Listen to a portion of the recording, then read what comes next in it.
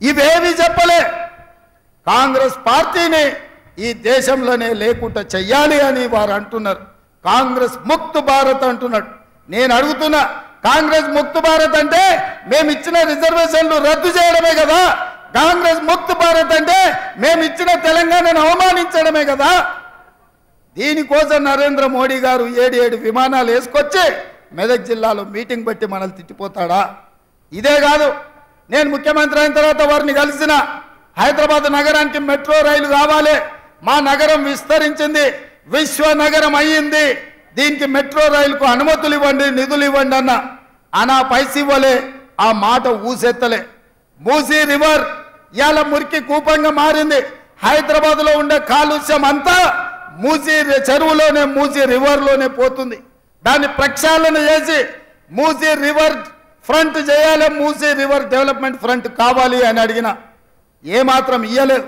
హైదరాబాద్ నగరానికి దాహర్తిని తీర్చడానికి ఇవాళ కృష్ణా జలాలను అదనంగా తరలించాలని అడిగిన, మనకివ్వలేదు.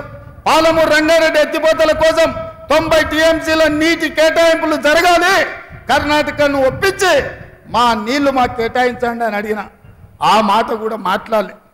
మరి నేను అడుగుతున్నా నరేంద్ర మోడీ గారు, పార్లమెంటులో తెలంగాణ రాష్ట్రం గురించి కాంగ్రెస్ తలుపులు మూసి లైవ్లు కట్ చేసి తెలంగాణ ఇచ్చింది, తల్లిని చంపి బిడ్డను బతికిచ్చింది అన్నారు.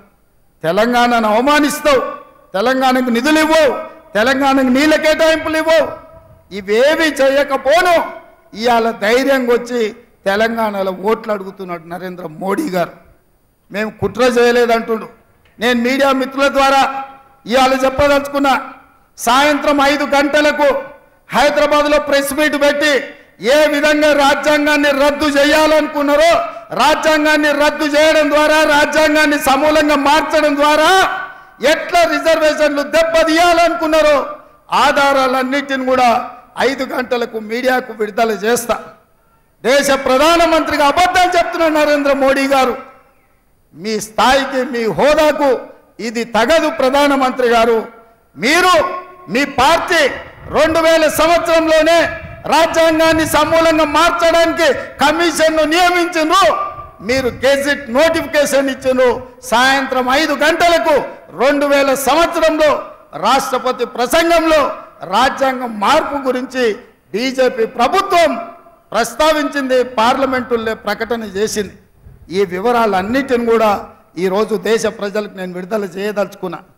నేను మీరు రాజ్యాంగాన్ని మార్చాలనుకుంటుంటే, రిజర్వేషన్లు రద్దు చేయాలనుకుంటుంటే అది వద్దు. ఈ దేశంలో దళితులు, గిరిజనులు ఇంకా ఆర్థికంగా చితికిపోయి ఉన్నారు. రిజర్వేషన్ ఉండాలి, వాళ్ళకే కాదు బీసీలకు కూడా రిజర్వేషన్లు ఇవ్వాలి అని నేను చెప్పిన.